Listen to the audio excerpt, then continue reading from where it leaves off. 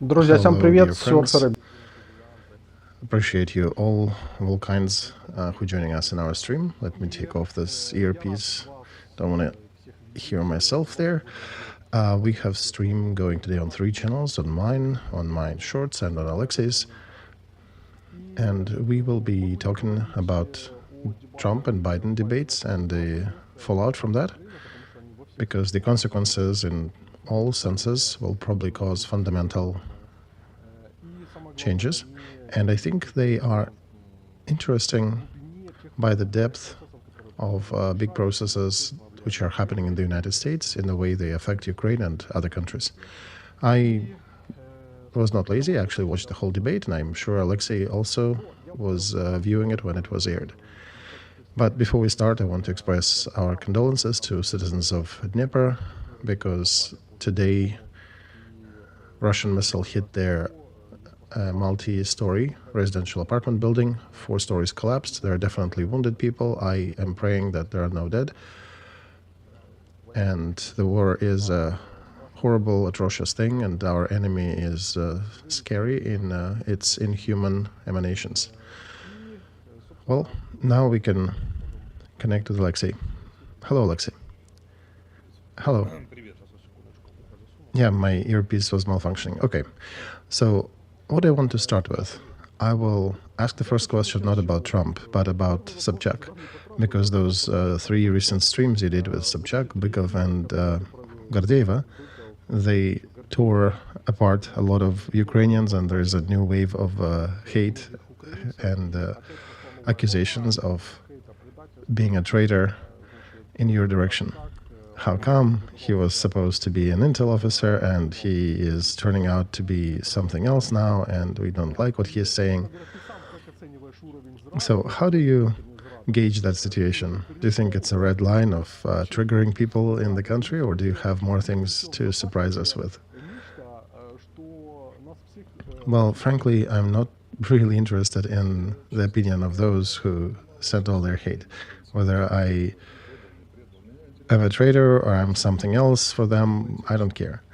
Now again, why should I refuse from interviews? Because there are some people objecting online.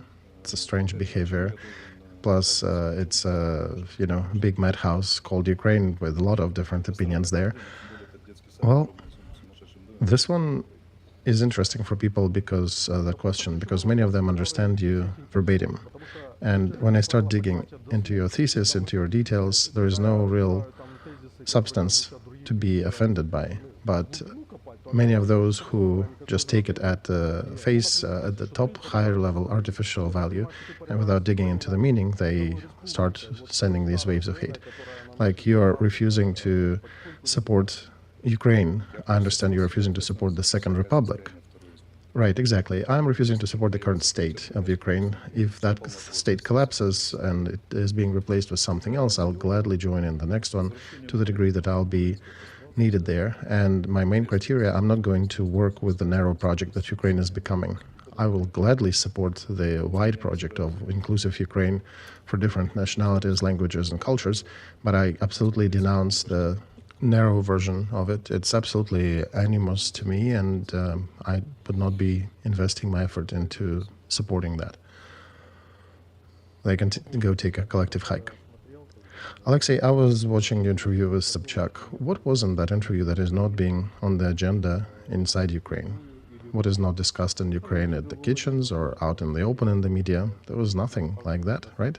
The fact that it was Sobchak herself, okay, an interesting opponent on the interview, but I'm surprised at the subject matter. Well, Oleg, simple one saying that if I'm talking to Sobchak from the inner circle of Putin, supposedly, they get triggered. People who are brighter and smarter, many of them would want to have an interview with Sobchak, but they're not being invited. So that's the whole motivation. Gordeeva, an interview with her was recorded a month and a half ago. She just aired hers with me recently, right after Sobchak. Gordeeva interview is probably about almost 2 months ago. That's when we recorded it. I think they compete a bit between themselves, so when Sobchak interview aired, Gordeeva released hers.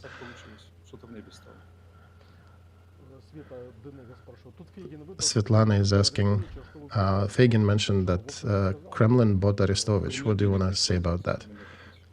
Oh, Yuri, Kremlin would not have enough money to buy me. Right, I think on sanctions they're tightening their belts now. They're running out of that. Okay, good. Now let's talk about Biden. When I was watching the debate, I had a feeling that the class of American politics is even lower than the one in Ukraine. As that meme that's already circulating online, which is saying that it's a dull copy of Poroshenko-Zelensky debate in 2019. And many things that you've been talking about in our streams, that American politics is scraping the barrel now, and there are a lot of problems arising because of that. That in this debate, I think, was revealed in a very precise, clear picture, because all the conversation was about you're an idiot, no, you're an idiot, you're an asshole, no, you're an asshole, you have Hunter Biden, who is an atrocious person, well, you screwed the porn star and you lied to your wife. And about 90% of time was dedicated to these mutual accusations. I think America today is in such a state that majority doesn't really care what Trump or Biden say, and they all are watching this debate for other reasons. They're checking if the president is still holding himself and managing what he says, but Biden's problem was that he was not. He's rather tired and elderly. For me personally, I did not see advanced dementia in this case, but he's definitely an old fellow, and it's difficult for Biden, you can see, to carry it out. But overall, you could see he even counterattacked and tried to hold the line a bit, probably because they trained before. But I think still the main problem was that Americans saw that their president is old, and he is definitely not a superstar, and for Democrats it was a huge disappointment, which I understand might birth another wave of what to do next, different options. Can they replay that? Can they perhaps put a different candidate in Chicago to approve by the party? Do you think that strategy, if it will be realized, can change the flow of election campaign in the United States? Well, yeah, and it's, Yuri, they panic inside the team of Biden and also in the Democratic camp at large. Also, it flows down to white circles that are supportive of Democrats. They found themselves in a situation of a naked king. There were several signs before that and signals that Biden physical well-being is not good, and he cannot pull through such a severe workload as election campaign, especially when you are president of a burning house, of a country in a burning house, which we are on this planet. And it's a mad planet, right? So it's not easy. And he definitely was not pulling through. Biden's performance was subpar, and that is a huge concern to a lot of people in America. In his election HQ, there's just frustration and complete debacle, and people at large, they are posing a question, so what do we do now? Problem is that they lived without even considering that this situation is possible. They thought that Biden will come to elections and there'll be voting and they'll probably have him re-elected. They did not have a backup candidate, from the concept of none at all. And what was, we thought, the feature of Ukrainian politics, or post-USSR countries' politics, to not have options B, C, and D. Now it's apparently permeating the United States as well, Democratic Party at least. And now they're looking for somebody to replace him with. Michelle Obama rejected the offer. She said she's not going to be doing politics, and they don't have a candidate to replace him. That's why the Democratic camp is in huge crisis. Overall, Americans are feeling it as a crisis that you described, that the debate level has decreased significantly. And once again, we should notice that these are, I think, the first debates in the history of the country when the candidates, which are not appointed by their own parties yet, are debating, because in July, Republicans will affirm their candidate, and in August, I think Democrats will. That's why the candidates who are not official candidates decided to debate. And why? Because they have to also show themselves, their trade qualities and their performance qualities to their parties, to their voters. And they're in a situation when Republicans do not have a stronger candidate than Trump, and Democrats don't even have a second candidate if Biden is not an option. And these candidates are unique. They gathered all trust and all mistrust, and disappearance of any of them will crumble that house of cards and bring a whole new situation upon them. And my question is, why is the level of planning in the United States is so low? It has never been that low. Suddenly they're seeing now that the king is naked, and it's not just Biden, it's like collective American politics. And how come they don't have an option B with both parties? How did we get to such a low level of debate on the topics that are being brought up, on the level of argumentation and physical health as well? So this is the list of questions which shocked a lot of viewers. America is quite depressed, as they say. Well, for us, Alexey, and I'm also reading through what the Western media is writing, Financial Times and other publications, and CNN's and Washington Post and other politicians. There were other articles in this regard. Many of them are predicting that for countries like Ukraine, Israel, Taiwan, these are not good news. And it's obvious that this crisis of elites, and I think that's what we are observing in the United States, the crisis of elites when there is a generational change due to happen, but the elite of the remnants of the Cold War, post-Cold War, that elite has not changed and has been in power for a while. And that one cannot and does not want to leave, but it's failing to formulate national priorities, even in public discussion. I don't know, maybe deep state somewhere has all that data, but on the level of public discussion, listening to posting these questions about millions of migrants crossing the border, and that's why you're an asshole. No, you're an asshole. Because you dropped everything. No, I did not. You did that. And that looked very upsetting. Even on Schuster's debates in his lowest crisis of his show, it was more fun and more contentful. I think even our Ukrainian videos in this regard were more context-rich than these last debates. But in this regard, you can see that that shift to multipolarity, which is occurring right in front of our eyes, will likely continue speeding up. What do you think? By the way, today is the day when Franz Ferdinand was murdered. That was the event that launched First World War and the global shift about a century ago. So it's somewhat symbolic, by the way, that they happened, I think, on that date. Well, Yuri, the world is ruled by elderly men. The average age of the leaders now is 70 years plus. And this is a problem because on the West it is read as who is ruling? Those who prevailed in the Cold War. They're still ruling based on the logic which they used to at the end of the Cold War, towards the end and their victory in the Cold War.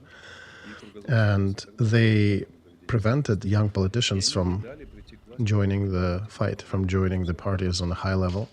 In the whole world, the elevators seem to have frozen. The elevators for political party nomenclature. Xi Jinping is also 70 plus in China. Nobody could provide a better answer of what would the world be after the Cold War. If you had noticed that all the big changes in Europe always ended with a Congress, for example, Westphalian Congress, Prague Congress, Vienna's Congress, Potsdam-Yalta gathering, Tehran Congress. The only case in world history when there was no Congress after fundamental changes in Europe was the fall of USSR. And that Congress never happened, and now we're eating full spoon the results of not doing it, not affixing a new reality and new balance of powers. Congress was the gateway that allowed other politicians to join and bringing new faces and new blood into the system. with new opinions and new views on the current situation. That did not happen. And that is a problem because the challenges are obvious. They were forming for 40 years. The whole fall of USSR was one reality. Now reality is different. And today's one is probably more about the global South rebelling against the global West. And we do need new blood, new people solving problems in a new fashion. The elders, they want to fix the status quo. They don't want to make sharp movements, and this world needs them. Putin was the first who made a brash and sharp move. And now the West is trying to somehow still maintain the status quo and exist within it. In Biden, what concerns me, and I do want to review both Biden and Trump as principles, not as personas. If you look at the party line they're representing, Biden is saying that Russian empire is horrible and Russian imperialism is awful, and we should not let them win. But at the same time, he's not giving enough arms to Ukraine to fight against it. So what is it? It's declaration. Ideally matching in our politics with the declarations of let's get to the borders of 91, which are completely unattainable, but they look real good on paper and slogans. Then if we look at Trump, who comes out during this debate and basically says, and they did publish his plan before this debate, he's saying that if Ukraine will go into real politics and start discussing and negotiating the peace agreement, I will be supporting Ukraine with arms, and if they won't, I will not be giving them arms. So these are two principles we're looking at: promises, unfounded, or real politics. And this is the choice that Ukraine has. We either, the same thing in here, we're either feeding people with unattainable promises, or we're starting dealing with the real political situation on the ground. Are you done, Alexey? Okay. Oleg, mic is yours. Well, it appears that the West is degrading without any hope. Yes, Oleg, I was saying back in autumn about the same message, but many people were giggling in Ukraine and laughing at me and saying, no, shut up, we'll do our counteroffensive and take Crimea. Well, yeah, Alexei, I'm saying that in this degradation, there appears to be no brave people who can do something. And now we have, my question is, do you think there are people who can fix it, or the next step would be a destruction of a system? I agree, Oleg, this would be about the system. Okay, that's what I'm seeing too. It seems that the system is rotten and it needs to be dismantled and rebuilt. Right, Oleg, that's why I'm for Trump, because I think he can break the current trend, which led them to a dead end. And I think Trump is required here as the breaker, as the wall breaker of that stale system, which otherwise cannot be dismantled. And Biden is a fixation of that trend, is a continuation of that trend, and whoever comes after him from that party would be a continuation of that trend. All right, so in this logic, if Democrats fail to bring any strong figure from their young, I don't know, 50 plus or at least 60 plus, if that doesn't happen, if that miracle doesn't occur, and that person would not have a more energetic agenda than Trump. But I actually personally think that if such a figure appeared on the Democratic side, the problem of victory over Trump would be at least solvable for them. Well, first of all, they don't have such a figure, Yuri, and second, they need to change the whole system. And imagine that Obama is getting re-elected. He is the most charismatic and most probable candidate, but even he would not be able to change things. The problem has appeared 40 years ago, and it's the principle of politics after the fall of USSR and failing to acknowledge new realities. And they're trying to maintain the old world which ceased to exist, and they're failing to acknowledge that situation. That, I think, is the main problem. Personas are not going to change much, right, like Oleg said. So what you said, something like a Congress might be able to resolve this situation where people would gather and discuss the realities. All right, this is a question of honesty. One needs to bring up a question asking what's happening. They do have a school of real politics of Meyer school, which is affecting Trump more, who is going more towards the real politics situation, but their voices are not really heard loud in this all darkness. Classic Republicans, non-Trump Republicans, they're also stuck in a false paradigm, basically, against globalist Democrats, and they cannot explain, Democrats cannot still explain for 300 years, why does America need the external world? Why does America need to be the guardian and the policeman in the world? And Republican is saying that, well, we will stay inside. At best, we'll be equal, stronger about among equals, but we don't need to be the world police. We'll just be dealing with our own situation here.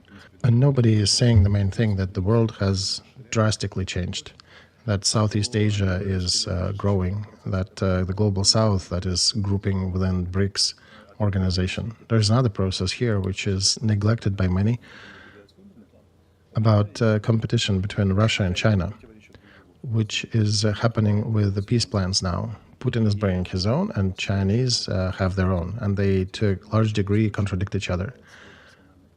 China is intriguing with France and Macron, and is pushing their own plan, for the first time entering the global arena as the arbiter and getting the prestige and additional influence via that source. That's the ideation of China. Putin is an obstacle for them. Putin is too radical for them. And their differentiation in that global south, so to say, is so high that Russia and China are already competing in certain goals. They're in a state of competition, and Chinese are not too delighted about Putin's visit to North Korea. They also, you can see about their payments in yuans, about blocking Russian accounts in China. They definitely are in competition, and Global South can actually bring two candidates for doyen position from Russia and China. India has not spoken its word, then there is Malaysia and Africa and South America, and Putin just picked that role first, and on the anti-colonial discourse and with the demand to relaunch for the West and to step aside and let the Global South in to a higher degree. It is just that he was expected to be more effective, like the Kiev in 3 days, but in general they're still liking his will, but nobody is openly joining his camp. And you cannot hear that they're saying anti-Ukrainian on the meetings. They're not openly stating pro-Russian, but they're standing on the sides watching what's going to happen. If the Russia will break the gates of the West, then there'll be one scenario, and if it dies trying, then they'll probably step back and say, well, you know, we never really wanted to join them.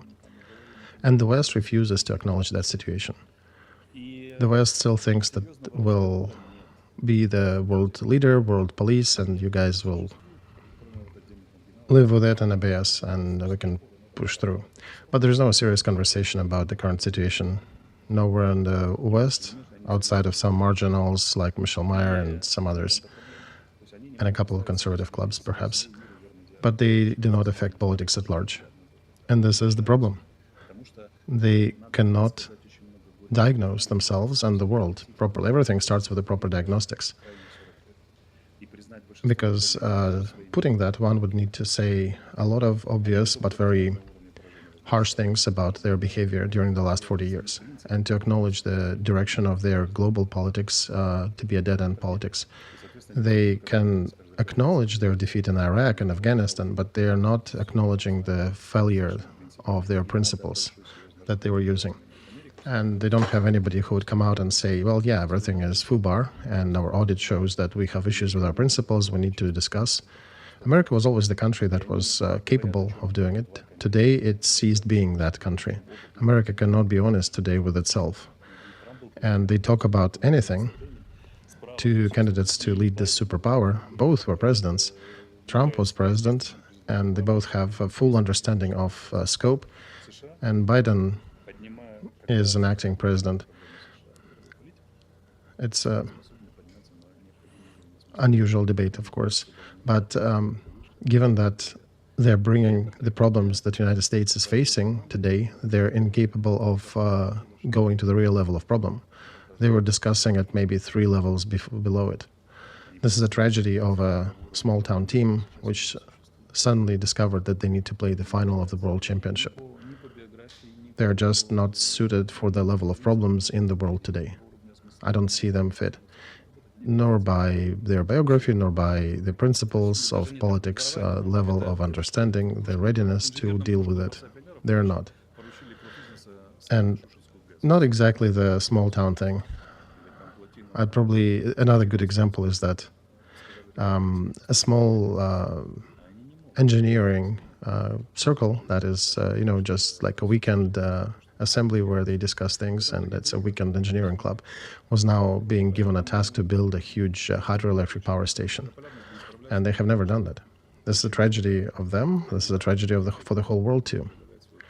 And multipolarity will be coming through via the fact that a lot of candidates in the Global South will be presenting their agenda and their ways. And by the way, the Global South will be also squabbling within itself.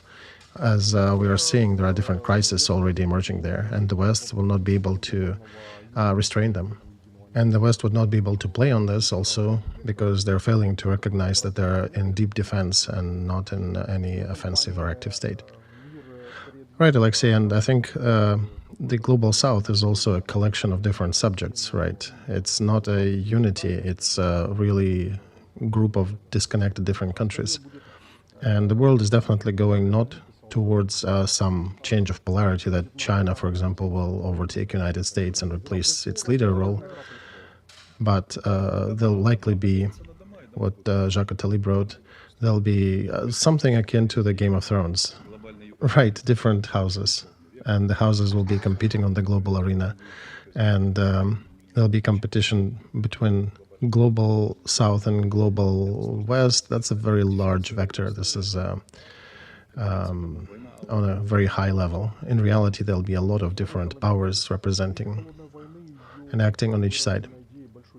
Yeah, it's the war of white and red roses on the world scale.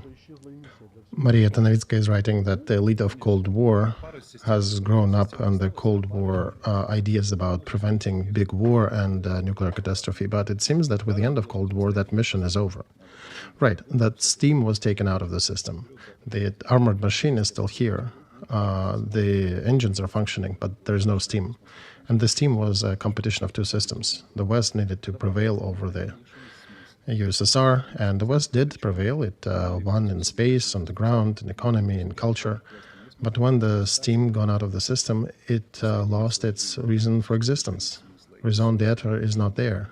And they do have people who were giving the ideas, but the political elites failed to recognize that, to hear them out. And they've been riding on inertia for the last 40 years in the world devoid of meaning. And they've missed all the red lines and red flags, starting with the fall of USSR, even to recent events with global pandemic and war in Ukraine. Current rulers, they're incapable of understanding these problems and even qualitatively resolving them. Now there is a growing scandal about the harm from the vaccines, and there were people who were warning about that during times, but the problem is that they were refused to be heard. And the leadership of the West is living in some sort of an ivory tower, refusing to see what the real world is. And that disconnect from the academic society, from the expert society, from those voices on the ground who can send important signals, this is one of the most dangerous trends in the Western society. So their leaders live in the world not feeling the ground under their feet. That phrase, according to legend, belongs to Andropov, the head of KGB, and then he became a general secretary of Soviet Union for a brief period.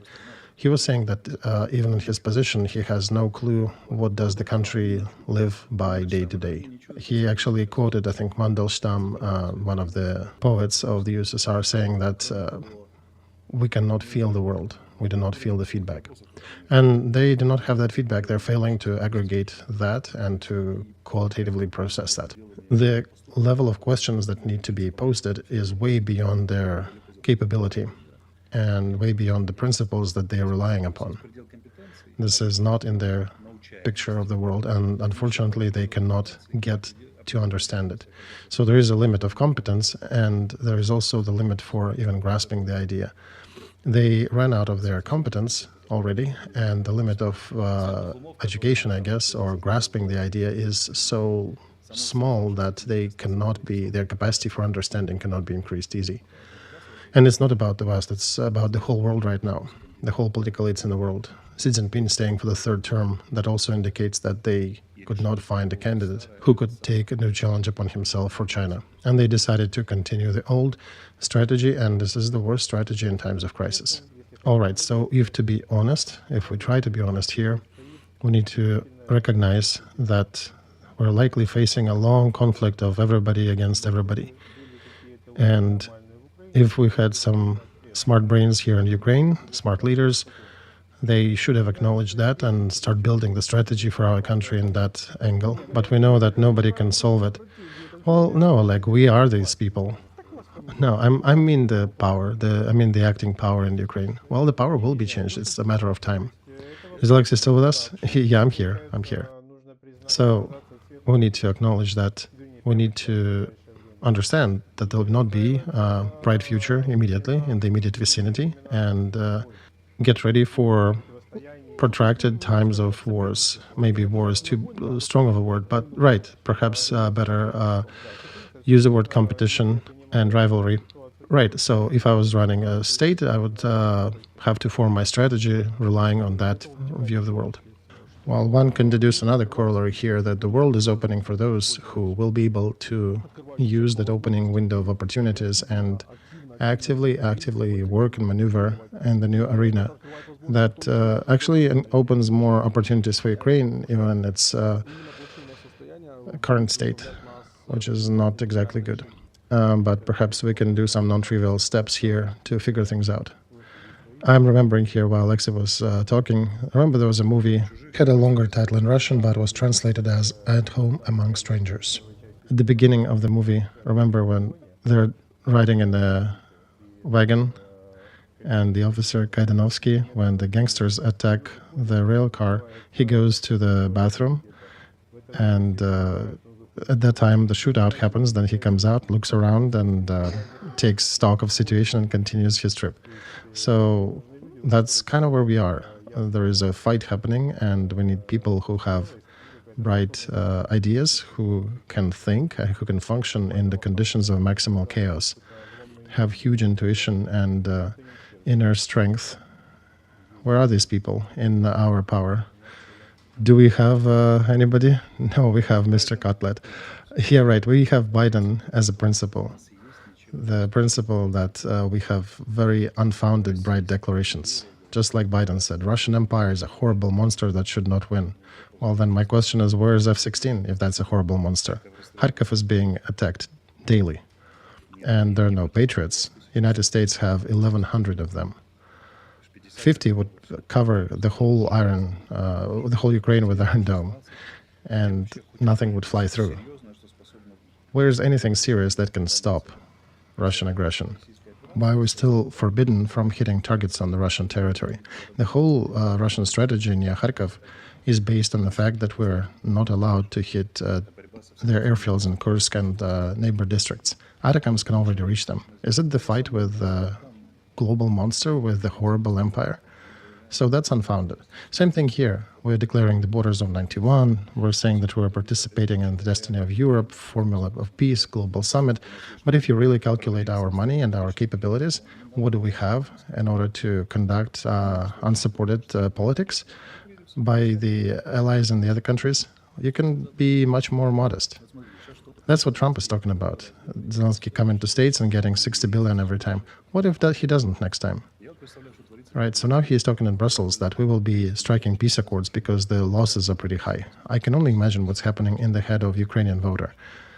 They were being pushed all the propaganda that Russians are dying in droves, our heroes are holding, we will get to the borders of 91, and all of a sudden we have a ton of wounded, a ton of dead, and for 2.5 years, hysterically, we've been pumping up our citizens that we will prevail in this war, and all of a sudden our leader mentions that we will be sitting down to discuss peace accords. So we kind of have a train of 120 wagons at 120 miles an hour that would take probably 80 miles to slow down to come to a stop. And suddenly the machinist comes out and says, oh, screw that, let's turn around and go a different way. I don't care about my own decision, about my signed document that we should not be negotiating with Putin. I figured that we should now sit down and negotiate and strike peace accords. And I was reviewing in detail Ukrainian press. It's a sensation, right? When your leader comes out and says, well, I'll strike peace with Russia, and nobody's reacting. It only means for me two things, that these are two big pillows on both ears of people, and they're failing to recognize critical signals. Recent polling done by Razumkov, 40%, I think it was published 3 days ago, 40% still believe in the total victory over Russia to the borders of 91. And I'm delicately asking them out loud, guys, when you're speeding up and piping this propaganda, do you understand that the break distance will be horrible and it takes time to turn around and go a different direction? You cannot just send Kuleba and Yermak to say a couple notes and then the president comes out and says, okay, we are striking peace. It's almost on the full speed. And your vehicle, you shift a gear to rear, your transmission will explode. And that's what's going to happen with the brains of our citizens in the country. Not forming an opinion for a while, not starting with some numbers, showing concerns, perhaps some audits, and showing some trends, describing that we cannot continue this war forever. No, we've been attacking yesterday and winning, and today we're striking peace. Our agenda in the information sphere in Ukraine. First is we're fighting on the front. Russians are diving in droves. Second, we can win if the West helps us and gives us enough ammo. Third, we're attacking all the traitors, those who don't support us. And the fourth, the cat has birthed 3 kittens. And all of a sudden, Zelensky comes out and says, peace, we're going for peace now. And the media don't even react to that. Same situation with Biden. The agenda is completely different now. But they have sped the United States in the wrong direction for so long that even if they start talking about real issues, I'm afraid they will not be heard. So, listen, Alexey, you're saying that our condition of society here is such that Zelensky's statements are not being discussed. What is discussed en masse in the meantime instead of it? Oh, you can see it better than I do. Oh, yeah, they're discussing your interview to Sobchak. Well, right, that's the country's agenda. That seems like it's a madness, right? Because people are discussing at the first page that Arestovich gave an interview to Sobchak. At the same time, there is a statement by their leader about change of direction in this war, and that is not being discussed at all. Like a friend of mine said here, outside of Ukraine, he is saying that it's interesting. Zelensky was filming his political satire show. He had a whole team of scenario writers and support personnel working with him. And then, of course, the cameraman and the makeup artist, etc. And now Arestovich single-handedly is drawing a different, very exciting TV show that is being discussed throughout the country. One-man army. Right, the funniest part is that it's like from that movie, The Usual Miracle, where the princess was chasing the bear for a week, finally got up with him and said, I was chasing you for many days to tell you in your face that I have no interest in you. And that's what we have people in the commentary coming here and writing, there is nothing of value why people are watching it, and the whole country is discussing it. Right. It's normally like a sensation, right? Leader of the country that is in the war for over 2 years, the leader comes out and says, okay, too many people are dying, let's strike peace now. You would expect society to have an explosion due to a complete change of direction from yesterday. It's a 180-degree change. Nothing. Nobody noticed. It just flew by. Nothing is happening. The cat has birthed 3 kittens. Somebody got hit by the subway, and here is FPV drone destroying Russian tank, and Israel will give us some Patriot systems. Right, they will. Now they're on the verge of the Hezbollah war, and they'll give us Patriots. Zelensky is making a second statement. Guys, we'll be signing peace accords, and still no reaction. So society is so hypnotized with propaganda that they're not even sensitive to understand the very strong signals.